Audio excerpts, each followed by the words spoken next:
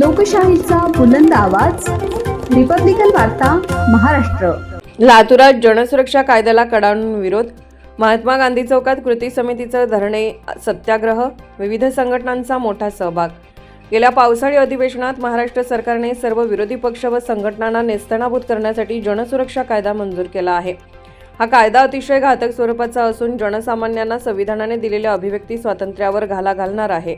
या जनसुरक्षा कायद्याच्या विरोधात आज 17 सप्टेंबर रोजी मराठवाडा मुक्ती दिनी जनसुरक्षा कायदा विरोधी कृती समिती लातूर जिल्ह्याच्या वतीने लातूर येथे महात्मा गांधी चौकात सकाळी 11 ते सायंकाळी 4 वाजेपर्यंत धरणे सत्याग्रह आंदोलन करण्यात आले। या आंदोलनात सहभागी आंदोलकांनी सदर जनसुरक्षा कायद्याच्या विरोधात आक्रमक भाषणे केली आणि हा घातक कायदा लागू करणाऱ्या सरकारचा तीव्र निषेध केला। या आंदोलनात विविध पक्ष संघटनांचे पदाधिकारी, कार्यकर्ते व नागरिक मोठ्या संख्येने सहभागी झाले होते। या नव्या व अन्यायी कायद्यामुळे कोणीही सरकारवर टीका करू शकणार नाही, संघटित होऊ शकणार नाही असा हा विचित्र कायदा आहे। राज्य शासनाने कडव्या डाव्या शहरी नक्षलवादाला संपवण्यासाठी म्हणून आणलेला हा कायदा परिवर्तनवादी चळवळीला क्षीण करणार आहे। हा कायदा लागू झाल्यास आपणाला आंदोलने, निषेध मोर्चे करता येणार नाहीत।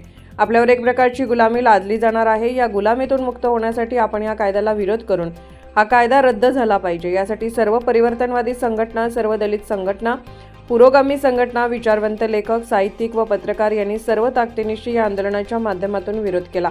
या धरणे आंदोलन सत्याग्रहात राजकुमार होळीकर, प्राध्यापक सुधीर अनवले, प्राचार्य सोमनाथ रोडे, प्राध्यापक अर्जुन जाधव, शिवाजीराव शिंदे, बसवंत आप्पा उबाळे, शिवाजीराव नरहरे, समीर पडवळ, ॲडव्होकेट उदय गवारे, मोहसिन खान, शेख शफी, राम राजे आत्राम, युडी गायकवाड, प्राचार्य श्रीकांत गायकवाड, वाजिद मणियार, प्रकाश गादगिने, रामराव गवळी, प्राध्यापक रब्बानी शेख, दगडू पडिले, माधव गादेकर, राष्ट्रसेवा दलाचे पांडुरंग देडे, शिवाजी कांबळे, नागनाथ डोंगरे, मोहन कांबळे, शेख युसुफ, ॲडव्होकेट सोमेश्वर वाघमारे, गौतम जेवरीकर, अनिल ताकतोडे, सुरेश काळे, अंकुश टकळगे, चंद्रपाल गिरी, अनिल कांबळे, अशोक शिंदे, नीलकंठ बिरादार आदीसह मोठ्या संख्येने नागरिक उपस्थित होते।